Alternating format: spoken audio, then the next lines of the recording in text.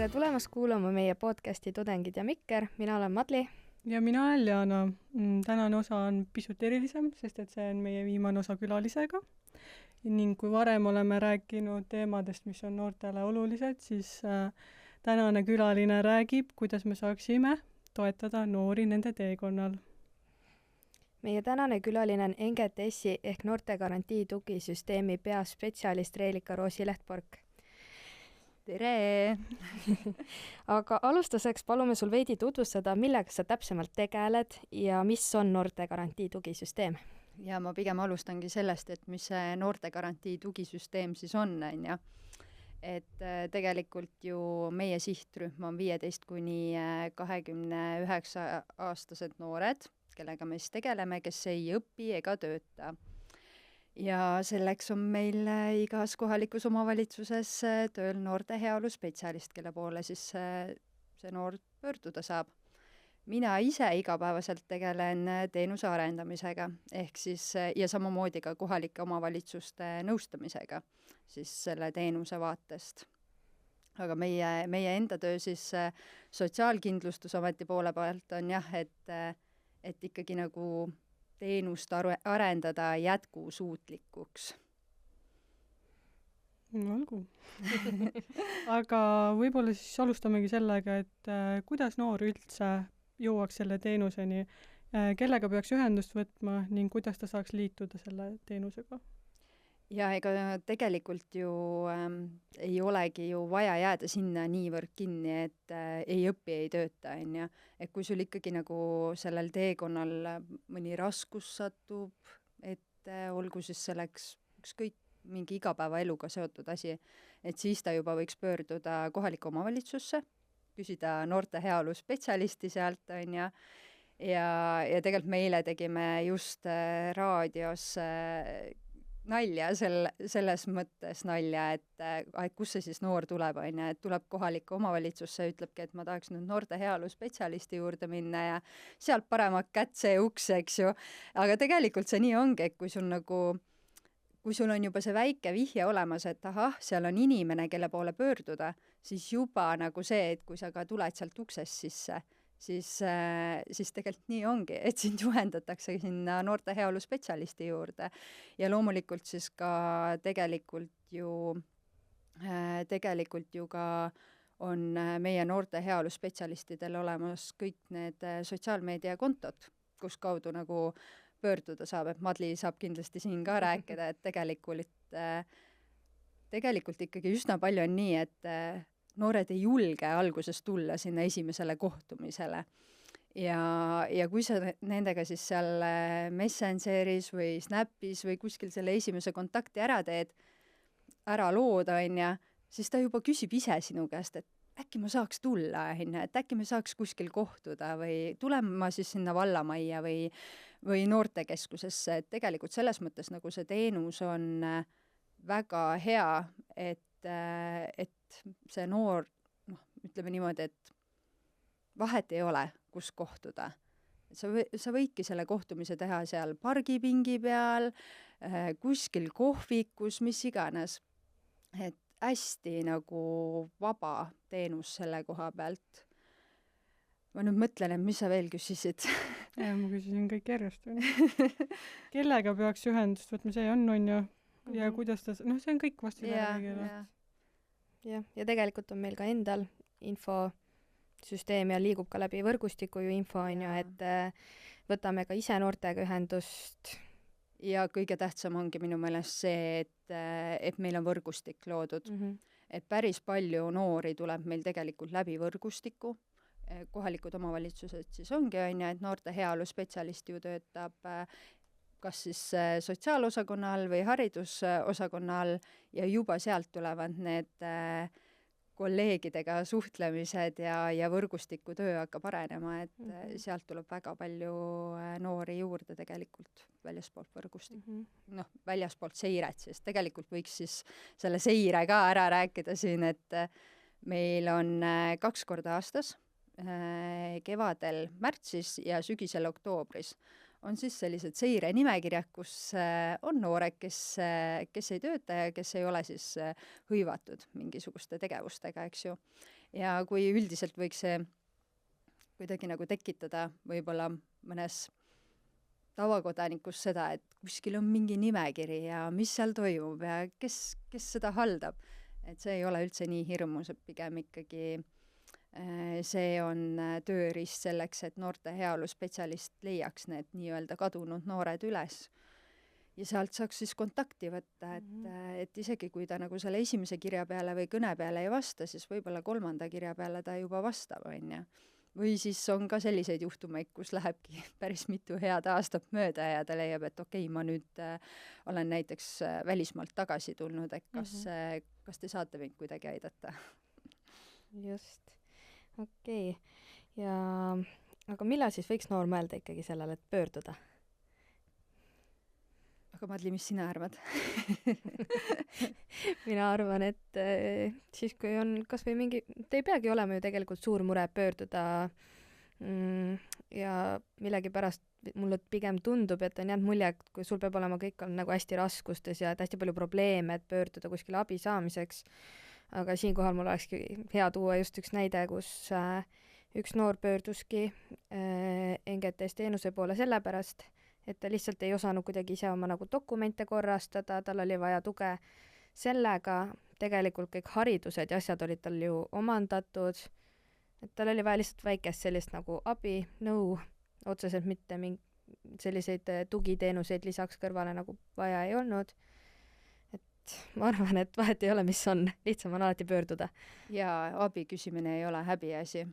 Et tõesti, kui ongi lihtsalt kas või selle dokumentide korda ajamine ja sa juba leiad selle tee noorte heaolu spetsialisti juurde, siis tegelikult sul ei peagi rohkem olema, et sa ei, jah, tegeleme küll noortega, kes ei õpi, ei tööta, aga ka tegelikult ju noortega, kes ei olegi millegagi hõivatud või kelle eluteel ongi mõni raskus ja olgu selleks raskuseks siis kas või see motivatsioonikirja kirjutamine või siis dokumentide kordaajamine, et see just nagu kuidagi iseloomustabki seda meie teenust ka sellest vaatest, et esiteks ta on vabatahtlik, on ja teiseks, et sul ei pea olema ulme suur probleem ja kuidas me üldse nagu saame seda probleemi selles mõttes ka vaadata, on ja kas see nüüd on suur või väike, sest selle noore jaoks võibki olla see väga suur probleem.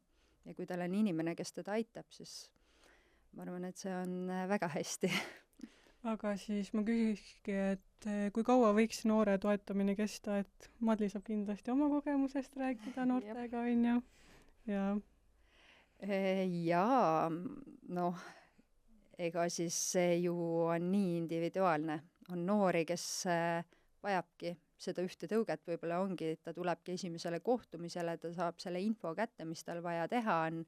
Noorte heaolu spetsialist küsib ta käest kindlasti hiljem, et noh, kuidas sul läheb, eks ju, kas on veel midagi vaja aidata, tahad tulla rääkima, aga tegelikult on väga erinev, et see võibki olla see 1-2 päevast võib minna kuni 1-2 aastani. Mul endal on päris pikaajalisi kogemusi eelnevast tööst, et ma ise olen 8 aastat nõustajana töötanud, et seal olid ikkagi ka väga 4-5 aastased kliendid, kes jäid käima. Aga kuidas, Madli? Ma nõustun, et on väga erinev see aeg, mis kulub nagu noorel tööle jõudmiseks, et kuna neil on kõigil väga erinevad taustad ja alustades sellest, et jõuda usaldusliku suhteni võib minna nii pikalt aega, et kellega läheb aasta, kellega läheb võib-olla 6 aega, et see on väga-väga-väga individuaalne. See on hästi erinev ja meil ei ole kindlasti ka selle teenuse vaates ei ole see, et me tõstame nüüd käed üles, kui sa said tööle, tšau, me enam midagi ei tee, mine on ja. Et kindlasti nii see ei ole, et tegelikult meil on jätkutugi ka 6 kuud ja kogemus ja elu on näidanud, et läheb ka sealt 6 kuust aeg-ajalt edasi, et eks ikka on tõusud ja mõõnad. Milline näeb see kogu protsess välja alates algusest ja kuidas see süsteem töötab? Milline on näiteks esimene kohtumine? Minu esimesest kohtumisest noorega on juba üsna palju möödas. Kui ma praegu mõtlen, siis ega kõik ju algabki sellest usaldusliku suhte loomisest. et sa ei saa seal mõelda, et sa nüüd võtad see 45 minutit. Sa pead tegelikult esimeseks kohtumiseks panema võib-olla, et natuke varuga selle aja, sest seal võibki olla nii, et võib minna 10 minutit, aga võib minna ka 2 tundi. Minul läks ühe noorega esimene kord 3 tundi ja seda ma ette ei osanud oodata, aga ta lihtsalt nagu avanes nii hästi, et ma ei tahtnud seda kõike nagu ära rikkuda ja pärast ma mõtlesin, et hea, et ta oli viimane minu klient, aga nii tore oli seda kõike vaadata ja mis sealt nagu edasi hakkas minema, et see jah, temaga me suhtleme tegelikult tänase päevani, et mul ikka on neid noori, kes ei ole kuhugi ära kadunud, aga üldiselt siis tegelikult ma annaks kohe Madlile siit et kuidas siis see protsess välja läheb? No eks kõigepealt ongi, kas võtame ise, noorte heaolusspetsialist võtab siis ise noorega ühendust või võtab noor. Sealt edasi ongi võimalus siis ju leppida korra natuke suhelda, mis see mõtted on üldse, leppida kokku kohtumine, et saakski sellise esmase tutvumise teha ja veits seda olukorda nagu kaardistada, et mis siis nagu on noore ootused ja et kuidas siis me koos võiks edasi liikuma hakata, mis tempos on ju, sest see ju kõik oleneb ikkagi noore vajadustest. Aga üldjuhul ongi, et kohtumise kokkuleppimisega on kõige olulisem see, et noorele sobiks see koht, kus me kohtume, et alati on nagu esimene see, et kas me kohtume vallamajas, kas see tundub sinu jaoks liiga ametlik, kas me lähme noortekeskusesse või kas me tõesti lähmegi jalutama. On olnud kordi, kus on kohvikus, et selles mõttes nagu neid üritame lähtuda hästi palju noorest.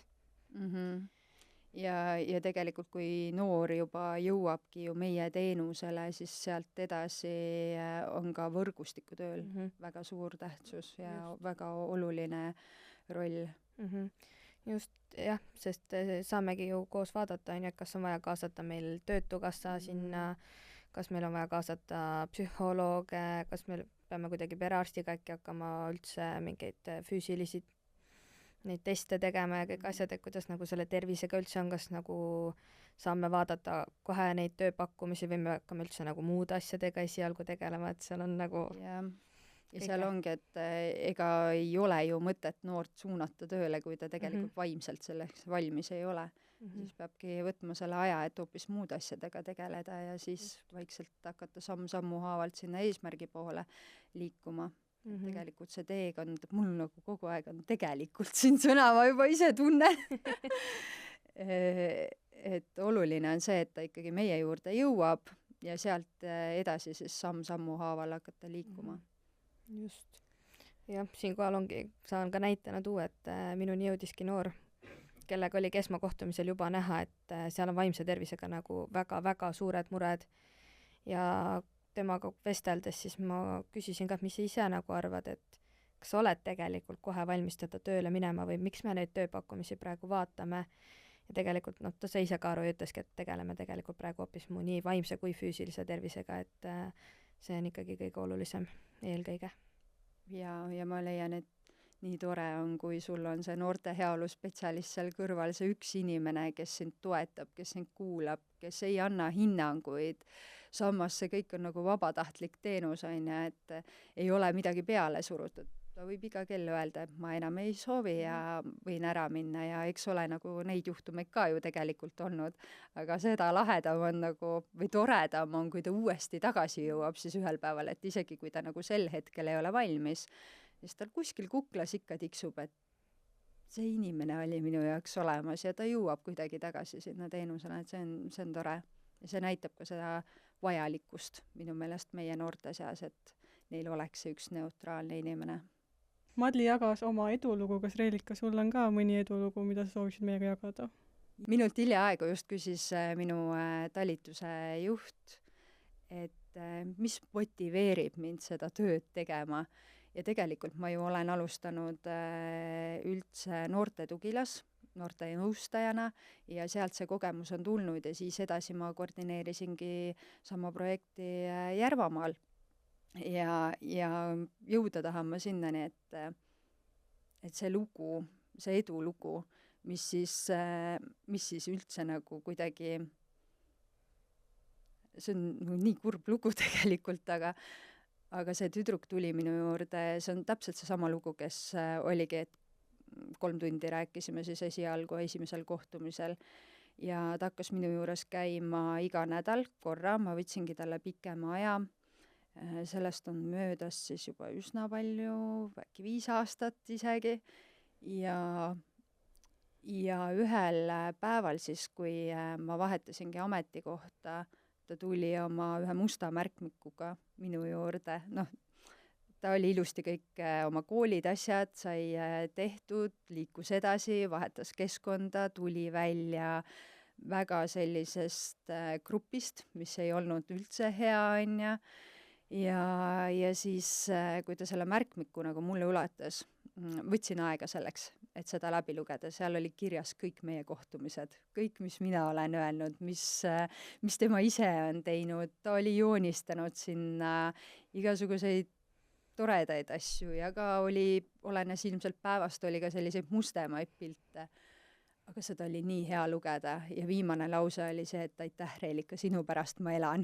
Ja ma arvan, et see ongi nagu see, et miks ma seda tööd teen. Et kui meil on igas kohalikus omavalitsuses üks noorte heaolu spetsialist, siis me teeme juba tegelikult nii palju ära, et meil on kindlasti neid noori siis, kes saavad niimoodi öelda palju rohkem kui siis see minu aastate kogemus, et see on küll selline edulugu ja tema ikkagi suhtleb minuga pea, et siin ikka igapäevaselt, kas mul just nüüd talle kogu aega vastata on, aga ta arvestab sellega ja tavaliselt ta teabki, et okei, praegu Reelikat ma kätte ei saa, aga mingil hetkel ma siis ikkagi nagu reageerin tema nendele asjadele ja õnnestumistele ja kui on vähe kurbemad lood, siis mõtleme koos, mis teha, et ta on tõesti väga tubli noor, jah.